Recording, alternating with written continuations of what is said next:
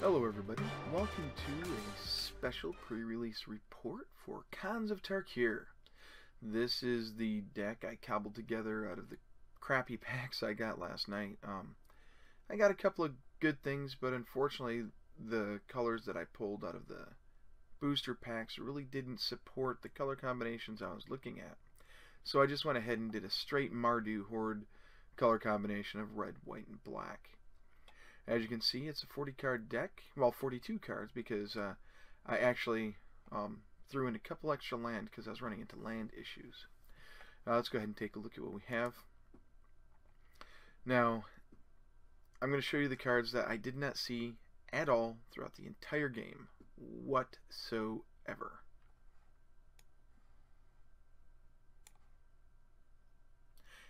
Everything else I saw in spades over and over and over again.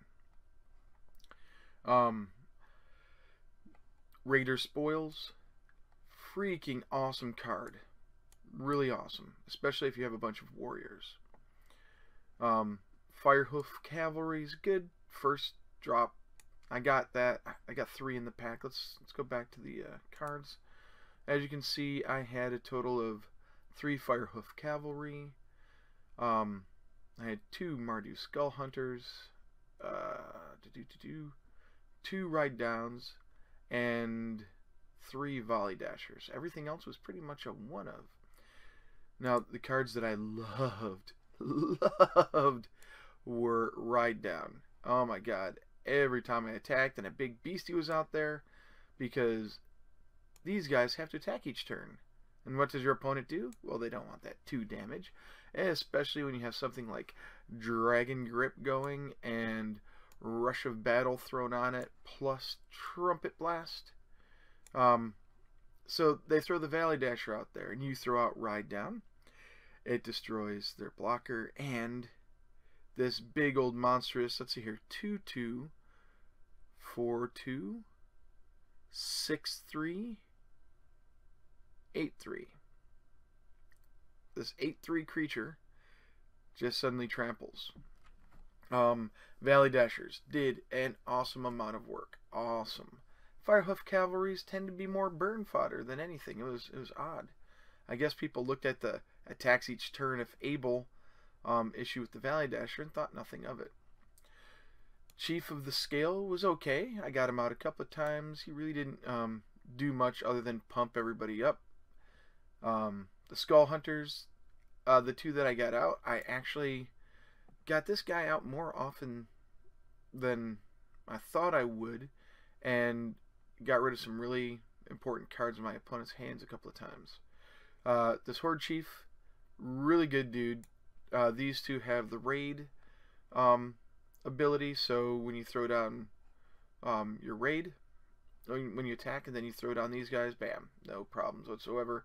You suddenly get a warrior and a discard card. I did that every time. Let's see, your Ponyback Brigade was a really nice morph, as was a Sage-Eye Harrier. He was probably the only one with flying outside of the Leaping Master. I didn't get many flyers that were worth anything really useful in the decks, so these guys did what they could. Barrage of Boulders, at first you think it's going to do good, but without that 4 grader, it just doesn't do much. That's not much you can do. There were a couple of times I had Barrage of Boulders plus Trumpet Blast, or Barrage of Boulders and Rush of Battle, and just not enough mana to get the Ferocious to go off as well. And this is how I got Ferocious to go here. So you get this guy up to +2, +0, then you throw out Rush of Battle, and then you throw out Barrage of Boulders. Well, whenever I had Barrage of Boulders and Rush of Battle, there wasn't enough mana. Or if I had Trumpet Blast and Barrage of Boulders, this will not work because of the Trumpet Blast being an instant, and this can't be cast during combat. So, and Rush of Battle was also one of those things I accidentally attempted to cast it. It cost me at least 1 hand in a game. So, because I was thinking this was an instant and I wasn't paying attention. Now, Zurgo. this guy, he comes in the speed versus cunning versus deck series, and you look at it and you think, oh, he's not all that okay. Well, he's got haste, alright. He attacks each turn if able, each combat if able, so, well, there's a minus, but then he's indestructible on your turn, and whenever creatures block him, he gets bigger. If I wanted to go to 4 color or 5 color, I did have the green spell that gives him like a lure effect, which causes creatures to block him, all opponents' creatures. So there's that. Whenever he came out, the people always shout, Zurgo Helmsmasher, you're kicking butt. That's pretty much all it was. The banners performed exactly as I thought they would. Really nice mana fixing. I threw in both the Jeskai and the Mardu because this produces red and white in addition to blue, and this one produces red, white, and black, of course. So I had one in my colors, and I had one that had 2 of my colors.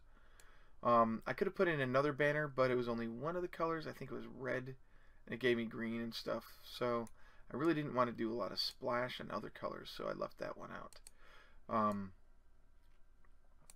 Let's see here. Erase got rid of a couple of the troublesome enchantments, like the black enchantment that lets you remove X +1/+1 counters to give -1/-1 to target opponent creature. I got rid of that thing.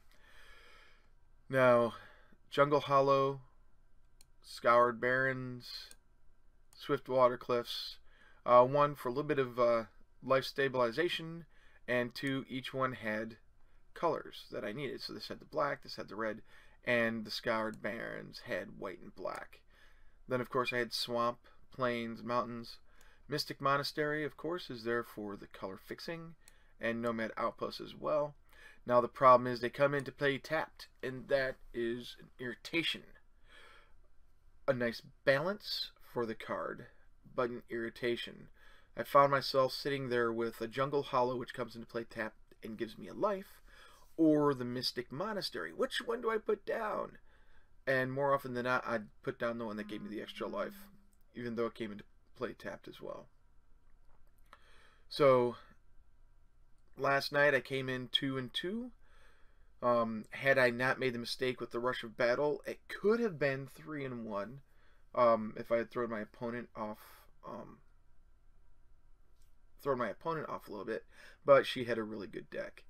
The other guy I lost to, his deck was just crazy, so I really didn't have much of a chance against him. But one of the ones that I got, one of the wins, my opponent conceded the last of 3 matches, and last of the 3 hands in the match, because we ran to time. We had 7 seconds left, and he just said, go ahead and take the win, because he was a nice guy. A little bit chess-like in terms of weighing all his options and moves. And while that's very valid strategy, when you're in timed rounds, you really don't have time to sit there and hem and haw over whether you want to play the land during your first main phase or second main phase. So that irritated me quite a bit, but the guy was cool about it all, and he helped me keep track of some of my triggers, that I had out there. When Valley Dasher, I forgot to attack with him once. He said, oh, you gonna attack? And I'm like, yeah, that's right. Okay.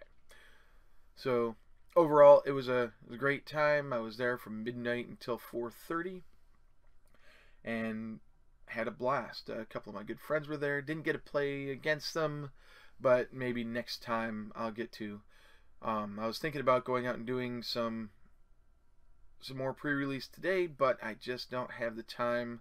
I've got some family get-togethers I have to do today, and yard work, and a whole bunch of other stuff tomorrow, and I've got lots of videos I have to do.